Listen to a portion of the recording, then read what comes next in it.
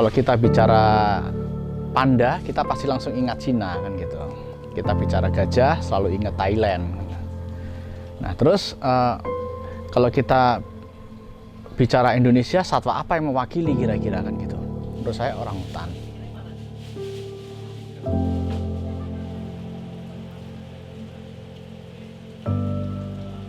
Oke, selanjutnya Krislina. Yeay, mana? Jadi logo ini sebenarnya logo yang pahit banget ya. Jadi ini adalah pixel di komputer kan ya. Itu titik-titik itu pixel komputer. Ini sebenarnya adalah arti logo ini adalah jika generasi sekarang ini gagal, maka kedepannya adalah generasi berikutnya hanya akan bisa menyaksikan orangutan dan mungkin satwa liar lainnya hanya berbentuk pixel. Jadi logo inilah apa ya, semacam peringatan sebenarnya. Sesuai dengan namanya, melindungi orangutan. Kalau bahasa Inggrisnya, protect the orangutan and beyond. Artinya bukan cuma orangutannya aja, tapi di sekitarnya orangutan. Jadi kalau sekitarnya orangutan ada hutan, ya pasti kan hutannya kita lindungi. Di sekitarnya orangutan ada harimau, ada gajah, ada badak dan yang lainnya ya kita lindungi.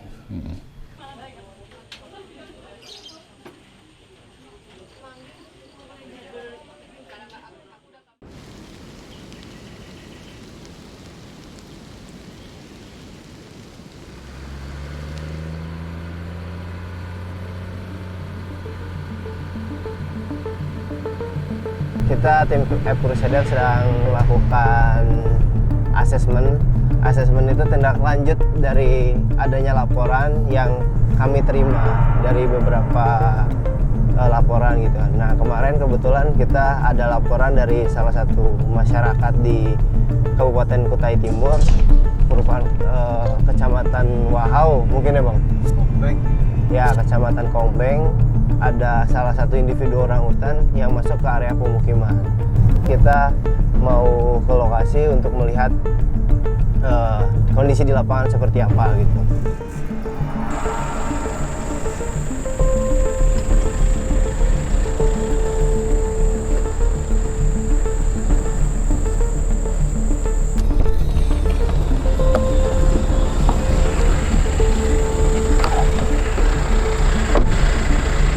Proses rescue yang dilakukan oleh tim Crusader dari Center for Orang Protection, di mana terdapat beberapa proses, yaitu tim Crusader terlebih dahulu mendapatkan beberapa laporan, misalnya dari perkebunan milik warga ataupun dari suatu perusahaan.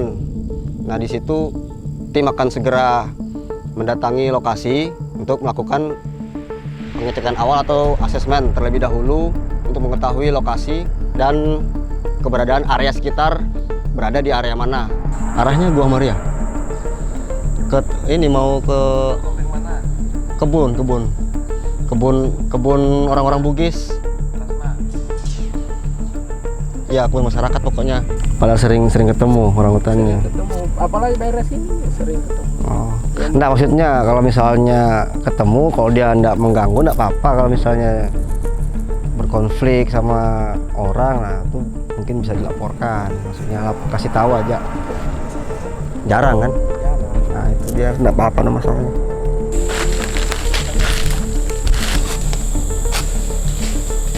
Ini kita lagi berada di Gunung Kongbeng yang diduga kemunculan orangutan berasal dari sekitar sini, karena dilihat dari beberapa jejak-jejak yang kita temukan. Ada beberapa temuan sarang, bekas-bekas sarang lama dan bekas-bekas pakan orangutan terlihat di sini. Sarang lama, juga sarang orangutan. Berarti emang di sini lokasinya bisa dipastikan ini keberadaan orangutan ada di lokasi sekitar sini, Gunung Kongbeng. Setelah itu kami akan mengkomunikasikan kegiatan yang ada di lapangan kepada tim yang berada di pusat rehabilitasi apabila benar ada orangutan yang memang kondisinya harus segera dievakuasi, maka tim berikutnya akan menyusul seperti tim medis dan perawat satwa lainnya. Bukit atau Gunung Kongbeng ini hanya sedikit tersisa hutan di sini, makanya itu yang menyebabkan konflik antara si pemilik kebun dan orangutan. Bukan. Ya karena mau nggak mau kan dia ketemu aja, asal dia ketemunya di kebun ada kayak gini, makanya umbutnya nih cabutin.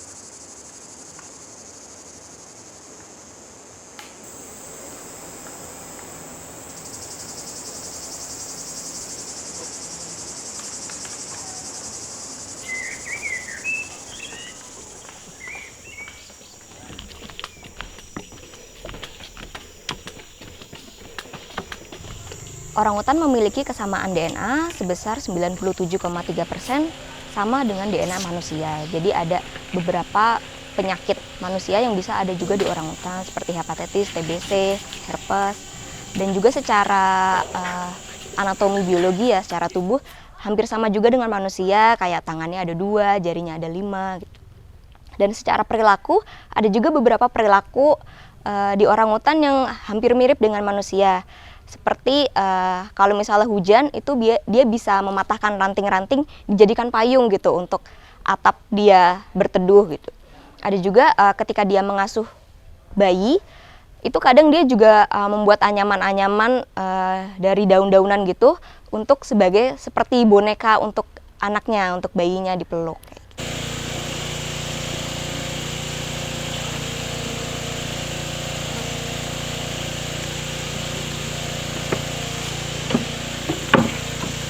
Mau Yul, Yul, mana daunnya? Yul, oh men, kok darah sih?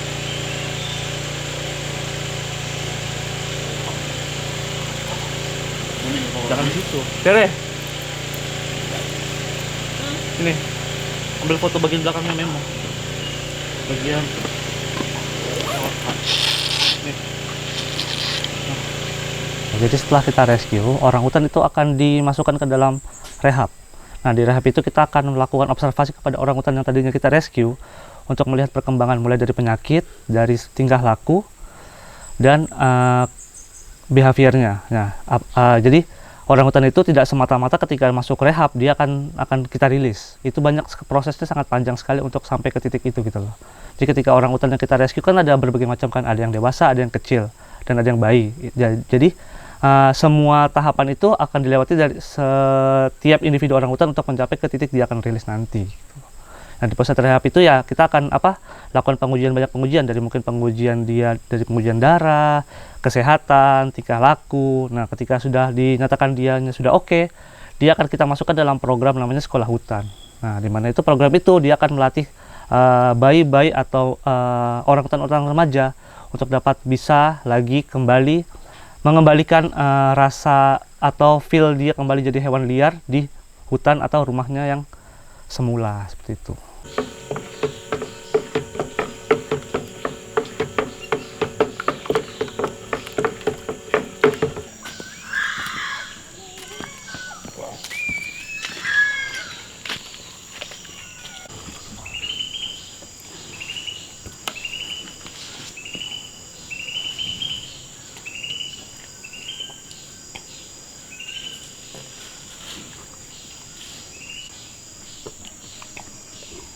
Karena sebenarnya orangutan kan memang kedekatan atau ikatan antara ibu dan anaknya itu erat.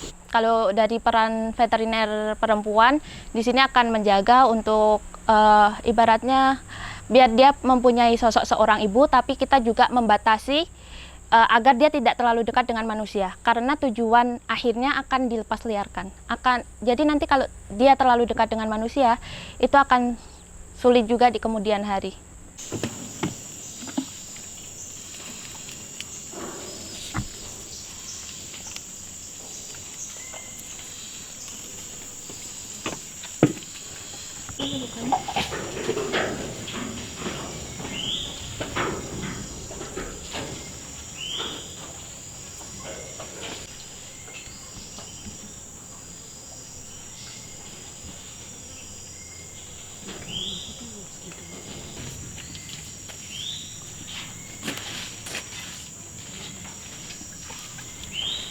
tapi ada 2 orang utan yang masih bisa kita sebut bayi, usianya itu sekitar 1 sampai 2 tahun yang ditinggal oleh induknya. Yang pertama itu ada Jainul, dia adalah jantan, berasal dari Desa Long Nyelong, Busang, Kutai Timur. Kemudian yang kedua itu ada Ebony, dia berasal dari Desa Long Beliau, Kecamatan Kelai. Dia adalah seorang betina.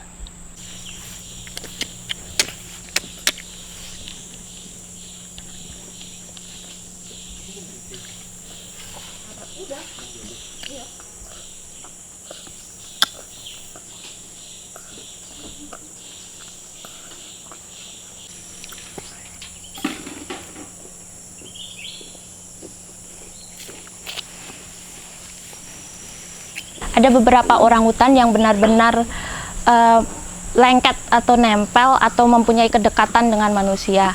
Tapi di sini ya karena tujuannya untuk dilepas liarkan, kita pelan-pelan jaga jarak. Tapi memang untuk orangutan yang bayi, memang dia ibaratnya masih butuh kayak sosok seorang yang bisa melindungi, yang bisa dipercaya gitulah ibaratnya. Karena kalau langsung dijadikan satu dengan orangutan yang lebih besar atau yang udah remaja, dia akan ibaratnya bisa dibilang dibully, kayak akan dicakar dan sebagainya.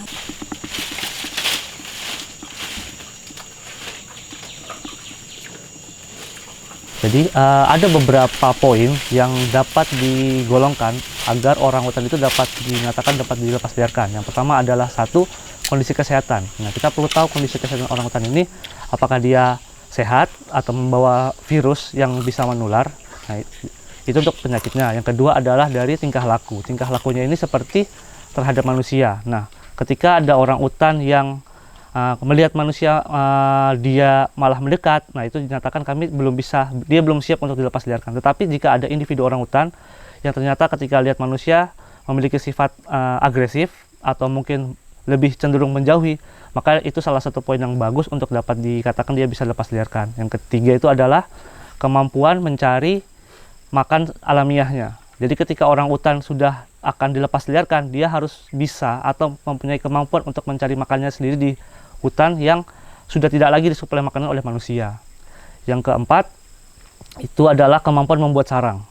Kita tahu semua satwa liar pasti memiliki kemampuan untuk membuat sarangnya masing-masing. Nah, teruntuk juga buat orangutan sendiri, dia harus bisa membuat sarang yang kokoh, yang kuat, agar dia bisa dapat terhindar dari predatornya. Kalau misalkan di Kalimantan sendiri mungkin ada manusia, ketika mungkin manusia melihat sarang orangutan, mungkin orangutan akan selalu berdiam dalam sarang dan melakukan defense gitu, entah mengeluarkan suara atau mungkin melempar ranting dan sebagainya, seperti itu sih.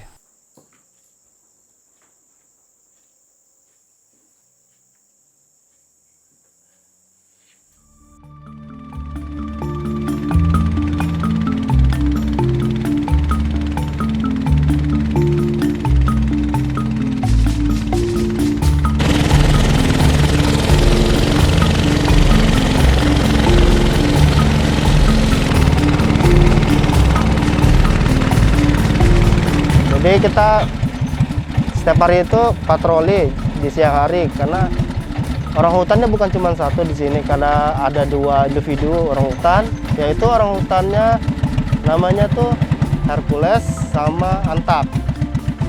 Jadi Antak sama Hercules ini tuh jaraknya lumayan jauh, terpisah, karena Hercules tidak suka sama Antak.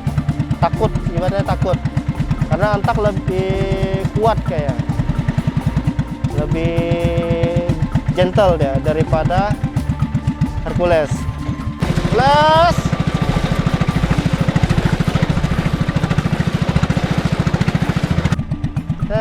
sana. Nah, kelas yang kata pinggir situ.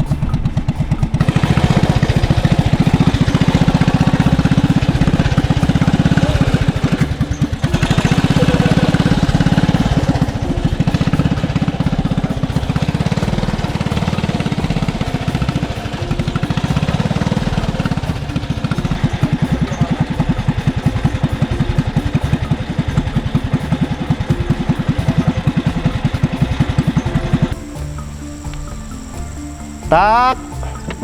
Yuk makan yuk. Tak. Nyampe kayak. Ya tak.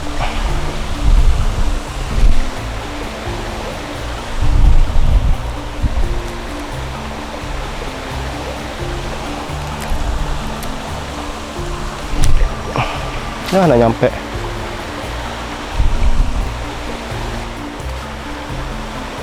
Jadi Hercules ini setiap kita melakukan aktivitas mau feeding pagi, dia pasti meminta gitu. Jadi banyak sekali minusnya dia untuk kedepannya, untuk rilis untuk kedepannya.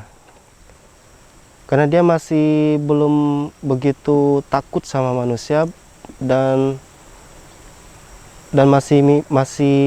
masih mau lah dekat-dekatin manusia. Seharusnya begitu ada manusia dia bakal lari seharusnya, tapi dia cuman dia mendekat. Ketimbang antak, kalau antak dia dipanggil sampai berkali-kali dia akan tidak datang. Jadi setiap kita lempar buah, kita pergi baru dia datang. Jadi waktu antak itu bakal kedepannya sangat bagus karena dia tidak mau mendekati, tidak mau terlalu dekat dengan manusia, seperti itu.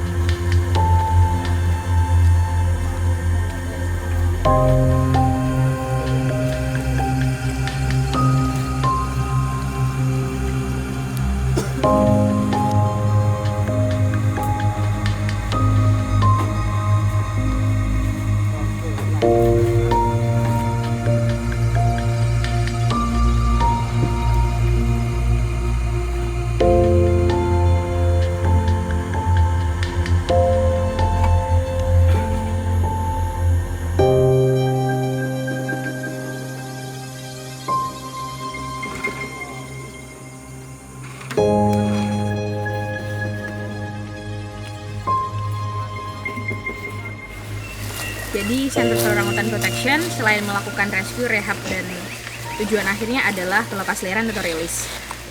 Saat ini sendiri Center for Orangutan Protection bersama BKSDA Kaltim tengah melakukan pelepasliaran individu orangutan yang ada di hutan lindung Sungai Lesan.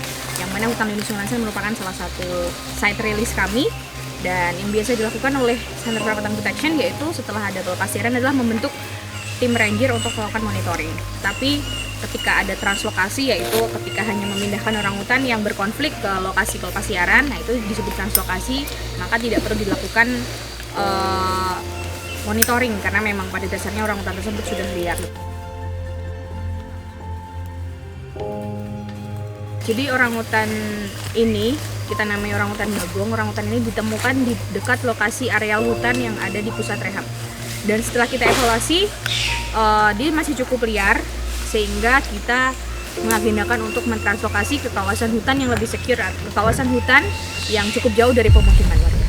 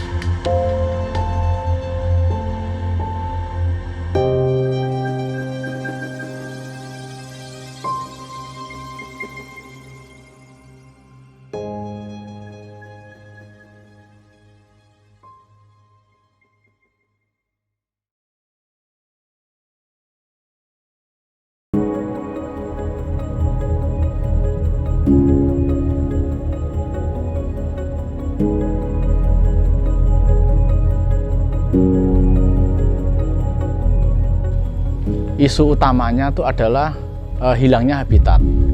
habitat orangutan itu. Kenapa? Ada beberapa sebab. Yang pertama adalah perkebunan kelapa sawit, pertambangan batu bara, pemukiman dan perladangan masyarakat. Jadi ada banyak hal gitu kan ya. Deforestasi itu kan definisinya kan dari kata forest ya.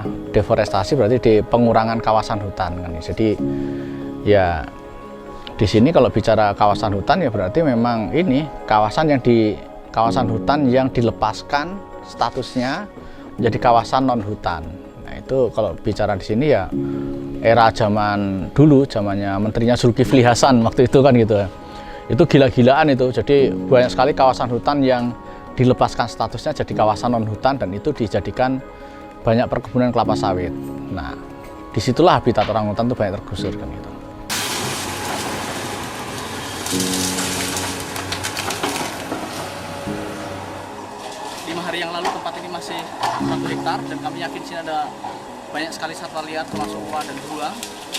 Tapi kenyataannya hari ini tinggal mungkin hanya dalam 2 atau 3 jam lagi tempatnya akan habis. Hutan ini akan hilang, satwa liar di sini akan hilang, dan semua jenis tumbuh-tumbuhan obat yang ada di sini yang menurut masyarakat lokal selalu dipakai akan hilang juga, semua berganti menjadi kelapa sawit.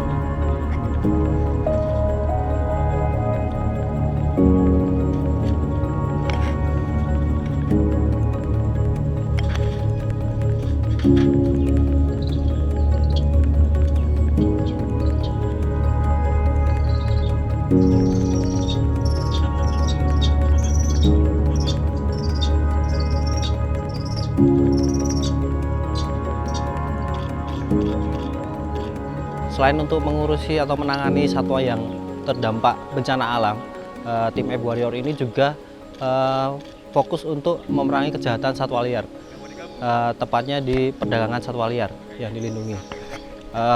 Kegiatan ini sudah dimulai sejak tahun 2012 hingga saat ini, di mana dalam 10 tahun terakhir ini kami membantu pihak Kementerian Lingkungan Hidup, Gakum, kemudian pihak kepolisian berhasil sedikitnya memenjarakan 50 orang dengan 47 kasus yang sudah ditangani.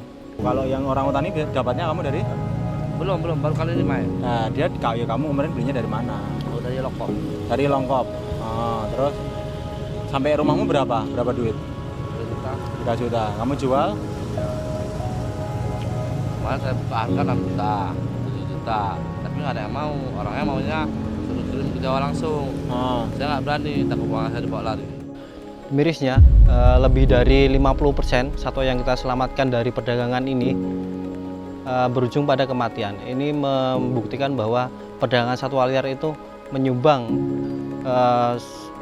terbesar juga, di mana untuk yang lainnya itu biasanya alih konversi lahan menjadi perkebunan, entah itu perburuan dari masyarakat.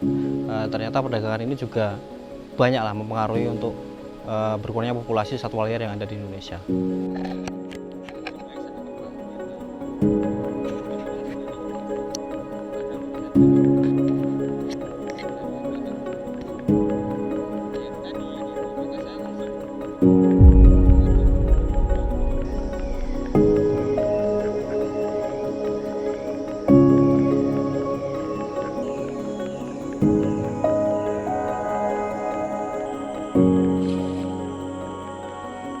Contoh misalkan di Kalimantan Barat, ada masyarakat bunuh orangutan dan dimakan. Secara hukum sudah jelas, membunuh orangutan penjara 5 tahun kan gitu ancamannya, kan denda 100 juta. Tapi pada kenyataannya demonstrasi besar-besaran, bahkan gubernur pasang badan untuk membela orang itu, karena ini termasuk adat. Nah, inilah masalah-masalah ini yang harus diselesaikan. Nah, COP ada pada tahap di mana kita tidak menyalahkan, tetapi mendorong para pihak untuk mencari solusinya. Solusinya apa? Nah, itu. Nah, kita dorong ke sana. Kita bantu mereka, kita fasilitasi. Kalau dengan BKSDA misalkan ada konflik dengan orangutan, masyarakat sana, oh ya udah kita ikut bantu mereka. Apakah rescue, translokasi atau penyadartahuan masyarakat agar orangutannya nggak dilukai kan itu.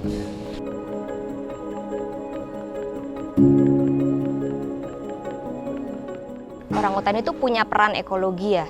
Dan salah satu peran ekologi yang paling penting dari orangutan adalah dia itu sebagai penyebar biji. Jadi karena dia makan buah-buahan, itu nanti setelah lagi makan buah, terus nanti bijinya dilepeh, disebar gitu sepanjang dia traveling di hutan. Kadang ada juga biji yang tertelan lalu nanti keluar lewat feses. Nah, biji-biji itu nanti akan tumbuh menjadi pohon baru. Jadi kalau ditanya apa sih fungsi orangutan di alam? Nah, fungsinya orangutan adalah kayak semacam petani hutan gitu. Dia melakukan regenerasi hutan. Nah, apa sih fungsinya ke manusia? Nah, ketika orangutan itu lestari, hutan itu lestari, berarti kan secara nggak langsung kita juga dapat oksigennya. Lalu juga untuk masyarakat yang di pinggir hutan, itu iklimnya lebih terjaga, nggak banjir. Lalu mungkin ada buah-buahan seperti rambutan, duren, buah-buahan hutan yang bisa dimanfaatkan oleh penduduk sekitar. Apakah manusia butuh orangutan? Jelas butuh, karena manusia butuh hutan. Hutan butuh orangutan. Jadi ada seperti itu. Jadi manusia, hutan, orangutan. Nah, gitu. Jadi artinya tanpa orangutan manusia nggak bisa hidup loh di masa mendatang karena nggak ada hutan lagi kan gitu loh.